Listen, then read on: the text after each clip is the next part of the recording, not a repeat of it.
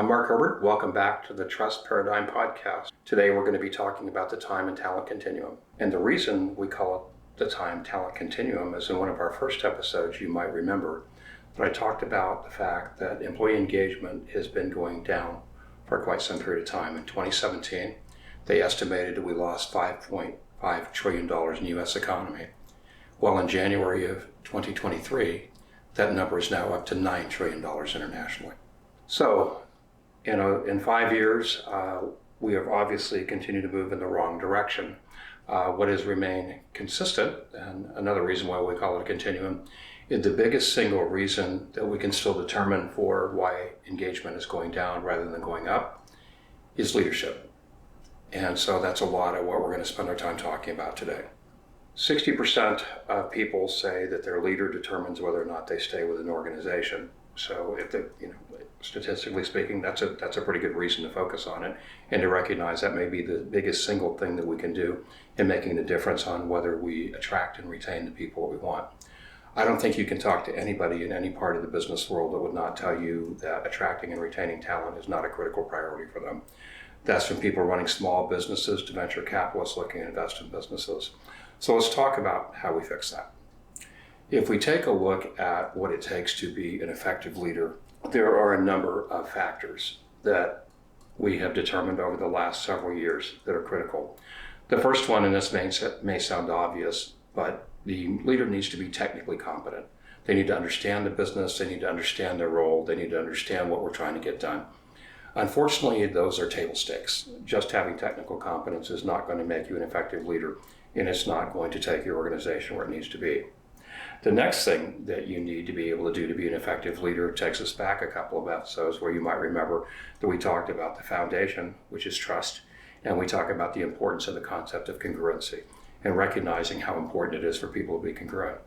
So we start with the idea of your technical competence, then we add the idea of embracing the idea that trust and congruency are real, and those need to be built into your hiring strategy. From there, the next two components, equally important, are what we refer to as emotional and social intelligence. Again, we want to be clear that being emotionally intelligent doesn't mean you're a nice person. What it does mean is that you recognize that emotions are real, that people are three-dimensional, and you take that into account in how you make decisions, how you interact with them. Social intelligence, to put it in shorthand, is can you read the room? Okay, are you able to tell how people are reacting to? Are you appropriately sensitive to different situations with different people? Equally important to social and emotional intelligence is emotional balance. Nobody likes to work for somebody who resembles a roller coaster, where from day to day you have no idea on whether you're working for Dr. Jekyll or Mr. Hyde, where people have very high highs and they have very, very low lows. The behavior of the leader is reflected throughout the entire organization. So if you have everybody walking around in pins and needles, you can only imagine the kind of organization that would have. I have found over the course of my career that something that most employees value in their leader is calm.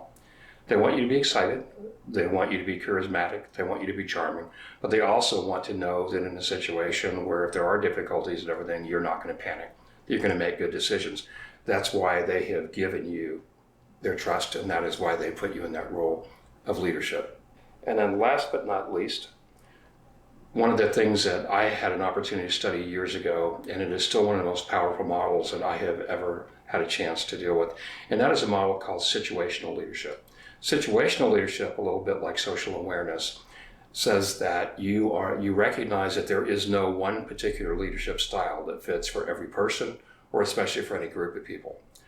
Paul Hersey and Ken Blanchard wrote this book years ago, and they talk about the fact that there are 4 primary leadership styles. And they refer to those leadership styles as S4 through S1. S1 is a leadership style when you are dealing with people, very basic levels, things, it's a compliance environment. And they talk about in that environment what you're really doing, a great visual analogy of an S1 leader is a drill sergeant. Not a lot of participative decision making and boot camp. They tell you what to do and they expect you to do it. The next level is what we call S2. And that is where you're starting to collaborate with folks. S3, the third level, is where you're participating with folks in terms of this is kind of collaborative decision making. And S4 is where you are really what you could be called a servant leader, where you have really moved from what we would think of as traditional leadership to being more of a facilitator than being a leader. As you might imagine, those leadership styles are correlated to 3 to 4 different levels of people and teams. The first one is called R1. R1 is also in shorthand is called unwilling and unable. Anybody that has ever raised a teenager has experienced R1. They are unwilling and they're unable. R2 is that they are willing but unable. So what this says is people want to get on board, they want to do the right things. What they're really looking for you to do is to teach them and empower them and give them the toolkit. R3 is people who are able but unwilling. And a lot of that is what we have going on today because of the trust issues. We have people who are not giving us their entire capacity because of the fact that they don't feel like that there's an appropriate exchange. And then R4 is people who are both able and they are willing. As you can imagine, if you don't apply the right leadership style, you get the behavior that you manage for. If you go into an R4 environment and you start to impose S1 leadership, very quickly people will adjust to that and they will give you that behavior.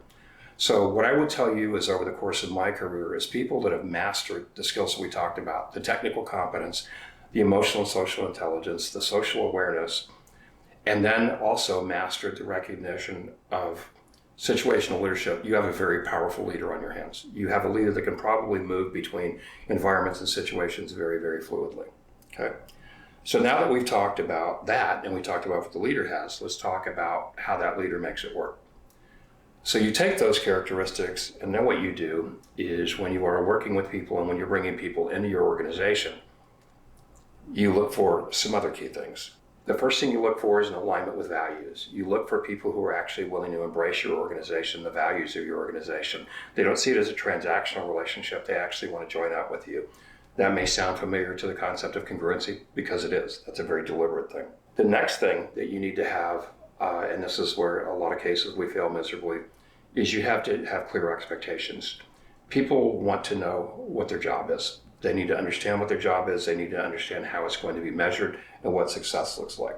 The next thing that they look for is employees have a funny way of saying what you say is interesting, what you do is critical.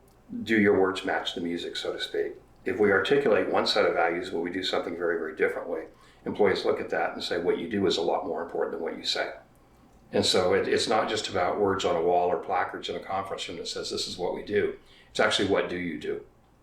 And like I've said before, is the behavior, the worst leadership behavior you tolerate in your organization actually defines your leadership culture. And then last but not least is what people look for is a positive, compelling work environment. They want to come to a place where they feel valued, where they feel like they're a stakeholder, where they feel like they are actually contributing something significant to what you're trying to contribute. When you do that, and there's a lot of conversation about employee engagement, whether it works or doesn't work, and there's a lot of talk about integrated environments. And that integration is very, very important as well. And when I talk about integration, there are 3 dimensions of things as leaders you need to be integrated on. The first thing is your principles.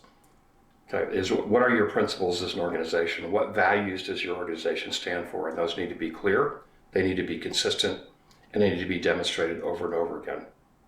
The second level of integration is your practices. Do we practice those values? Do we make decisions, whether it's hiring decisions or dehiring decisions or business decisions that are consistent with that? So we actually took those words on the wall and we put them into reality. And then the last thing, and the thing that unfortunately these days is getting the most attention, is the platforms. Do you have technology, do you have an environment, things like that, that actually allow people to capitalize on those other 3? And there's a reason why that I put those things in that order, because quite honestly, if you have great technology and you have great AI and you have all of those things, but you don't have an appropriate set of principles and you don't practice those, all the technology in the world is not going to create a compelling environment where people are going to stay. Silicon Valley learned that when they had all of the cool things and the pool tables and the ping pong and all the latest technology. But if you don't actually create an environment where people feel physically, psychologically, and emotionally safe, all the technology in the world is not going to cause that to happen. Now, I will tell you that there is data out there that says when you do that and when you create that integrated platform of principles, practices, and platform, organizations that have done that successfully outperform their counterparts in every key performance indicator that you can think of. Financially, socially, the whole thing. And we're not talking about they outperform a little bit. We're talking about performing it by an order of magnitude. For organizations that do that well, to have performance that is 3, 4, or more times higher than organizations that don't is not at all uncommon. So I have to tell you, as having practiced and talked about this stuff for 30 years, I still don't understand why we're leaving this on the table, that $9 trillion that we talked about. If we take that all in perspective and we think about that, the talent time continuum, it's not in our favor. I mentioned to you in 2017, we were losing 5.5 trillion. That number is now at 9 trillion and accelerating. Employee engagement has gone from the 30s, it's heading into the high 20s. And then its counterpart, employee disengagement, is unfortunately moving upwards. And oh yeah, by the way, every piece of business literature you pick up says that attracting and retaining talent is critical. So build that into your portfolio. Next time on the Trust Paradigm Podcast, we're going to be talking about hiring hard and managing easy. Thanks for listening, and I look forward to seeing you again next time.